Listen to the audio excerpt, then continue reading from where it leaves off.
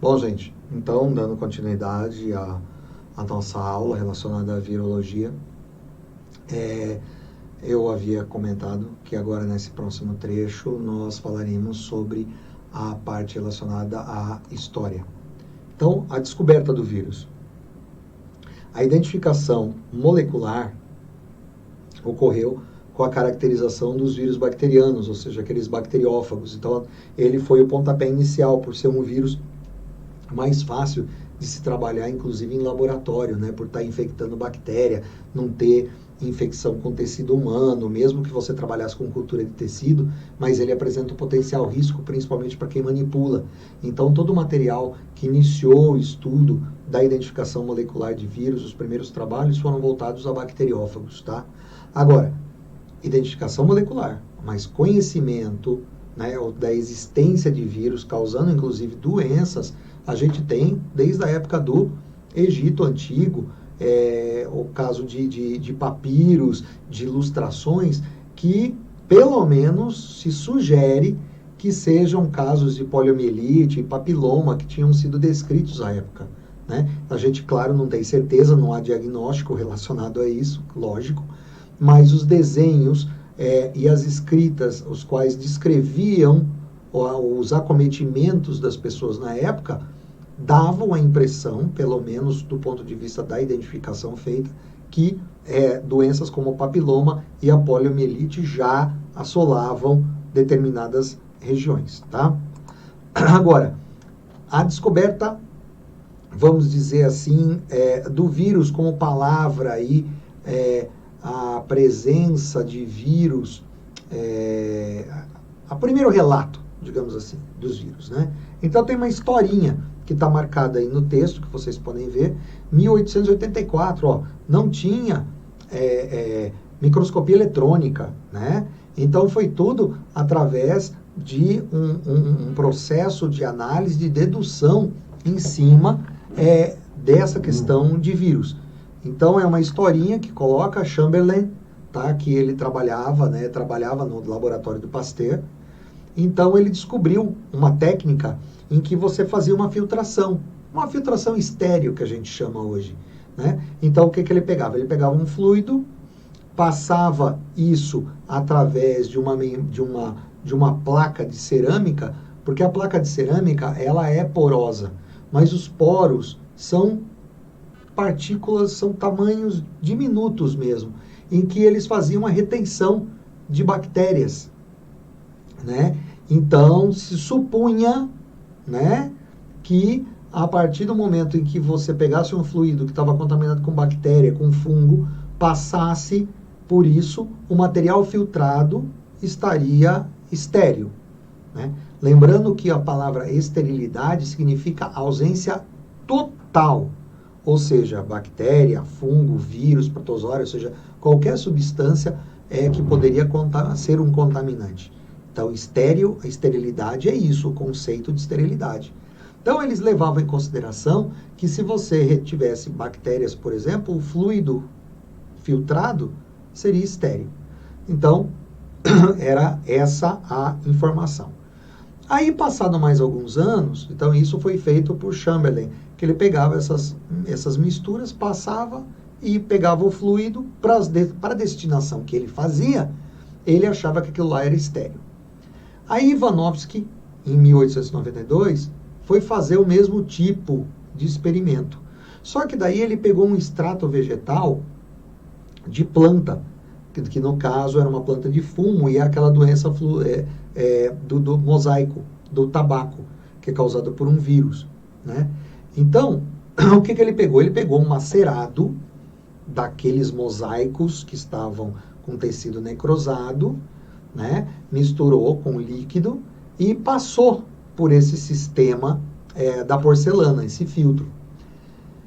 Teoricamente, ele imaginava que o filtrado estaria estéril, conforme o relato do Chamberlain. Mas, quando ele pegou esse filtrado e inoculou em plantas de fumo, o que ele obteve? Obteve a mesma sintomatologia. Ou seja, ele começou a perceber que este filtrado ao qual a princípio ele imaginava ser esterilizado, estéril, né, por conta da filtração, na verdade continha alguma partícula, alguma substância que ainda passava pelo sistema de filtro e provocava a mesma doença. Então, ele podia, né, então, ser cultivado a partir desses filtrados, né? Então tá lá, ó, o filtrado era capaz de produzir a doença original em novos hospedeiros.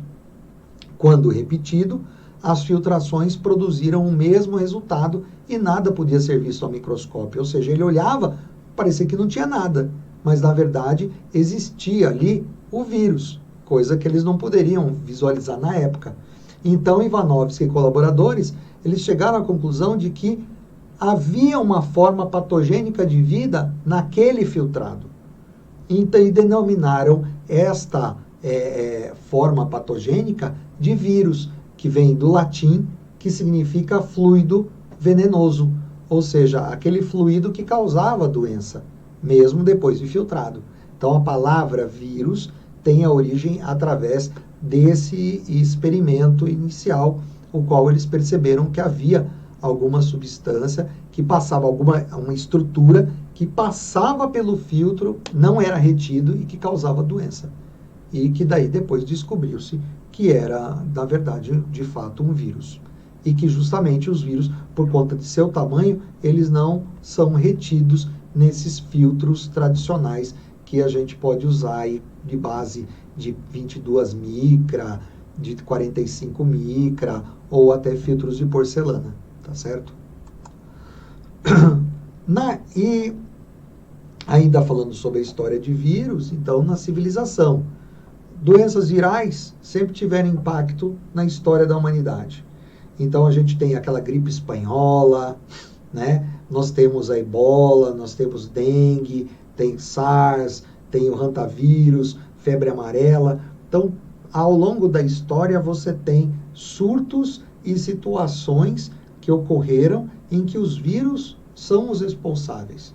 É claro que a gripe espanhola, que matou milhões, a infraestrutura do sistema de saúde realmente era muito deficitária. E isso proporcionou tanto o espalhamento, a disseminação do vírus, como a taxa de mortalidade ser muito alta, porque naquela época você não tinha um aparato e um sistema de prontidão médico como tem hoje. Mas também você tem, na atualidade, casos, por exemplo, como ebola, devido à agressividade do vírus, que tem um alto índice, acima de 90% por aí, de mortalidade. Ou seja, o processo de reversão de uma doença dessa é muito mais difícil, requer um cuidado muito grande. Então, quando as autoridades de saúde já chegam, praticamente, por ser regiões lá do centro da África, né?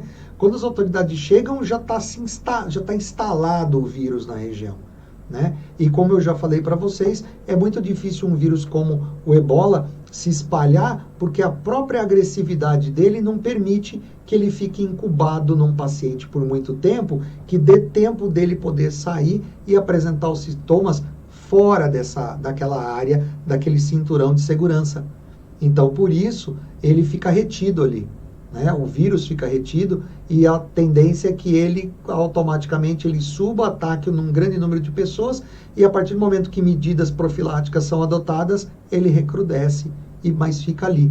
Então, você não tem um paciente que é portador que sai daquela região com o vírus numa maneira de que ele poder transmitir para outras pessoas, ele não consegue chegar fora disso, porque o intervalo de incubação é tão curto que não permite que ele desenvolva os sintomas fora daquela área.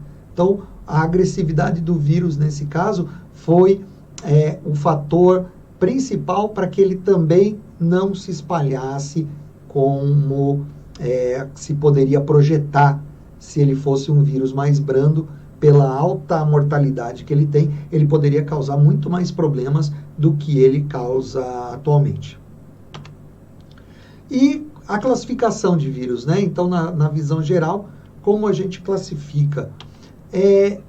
Existem duas formas de classificação. Uma mais antiga, já está caiu em desuso, que era vincular o vírus por doença. Então, até o nome do vírus era relacionado com a doença. Hoje ainda o nome de alguns vírus, eles estão relacionados à doença específica que ele causa, mas não está relacionado à classificação taxonômica. Por exemplo, vírus do vira-cabeça do tomateiro, vírus do mosaico do tabaco, vírus da imunodeficiência adquirida. Ou seja, você relaciona aí a doença que ele está provocando, né, ao vírus, você estabelece esse vínculo.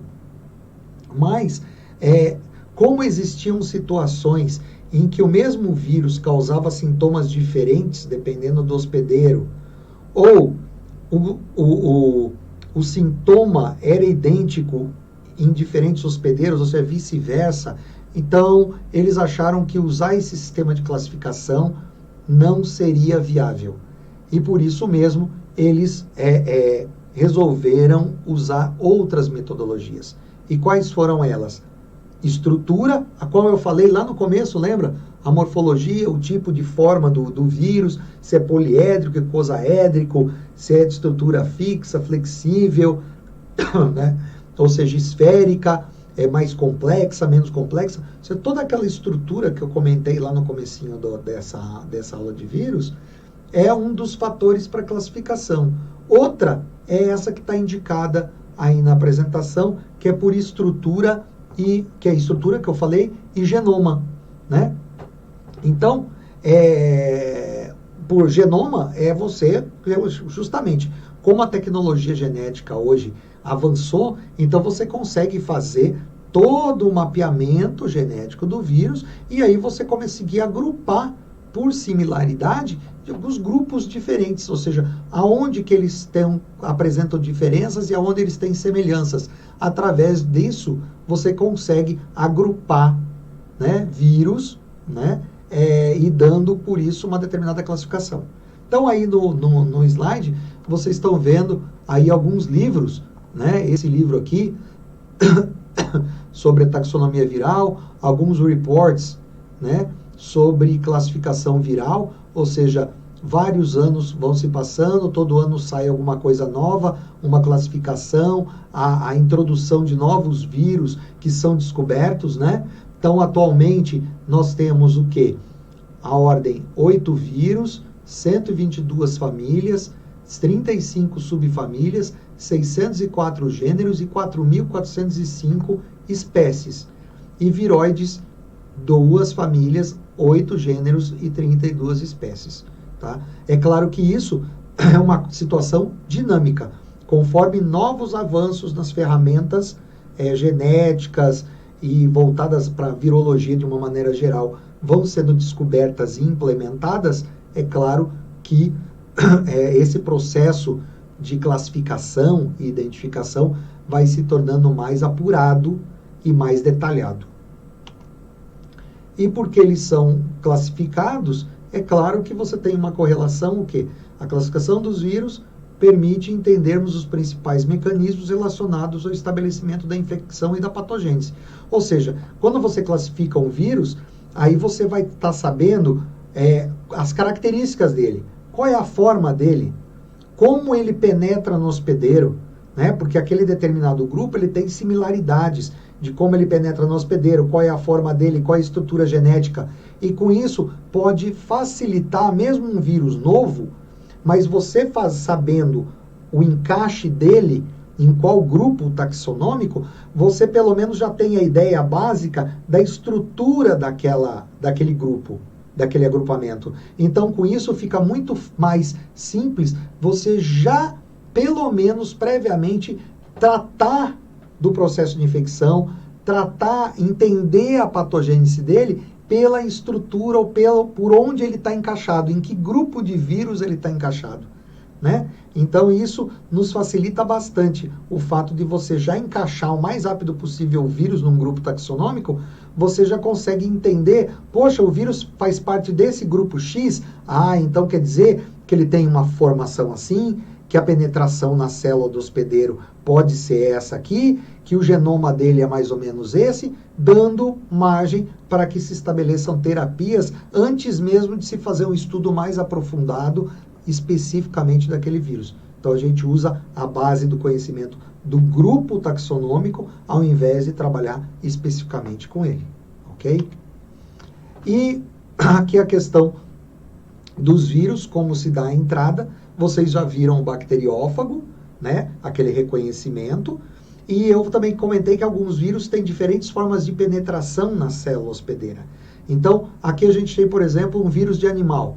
O processo, a adsorção, é o contato, o reconhecimento com a célula, o uso de proteínas ou glicoproteínas da partícula viral. Tem alguns vírus que naquela estrutura mais externa contém proteína e glicoproteína, que pode ser um fator de reconhecimento com a parede da célula hospedeira. E receptores, porque você tem receptores na superfície da célula. Então, essas partículas de proteína e glicoproteínas entram em contato com a superfície da célula hospedeira, que tem receptores, e ocorre aí uma interação, tá?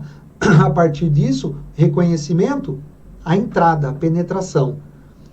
Se o vírus tiver um envelope lipídico, né, aquele envelope que eu já falei para vocês, ele pode entrar por endocitose, que está ali, a partícula é presa numa invaginação, e depois ela é liberada já por dentro na forma de vesícula, ou através de uma fusão. O envelope viral, ele se funde com a membrana, e aí o vírion, que daí quando ele passa para dentro, e aí ele vai ser chamado de vírus, porque ele já vai estar dentro da célula. Já num vírus sem envelope, aí ele é translocado por endocitose, ou seja, a célula leva ele para dentro da sua estrutura.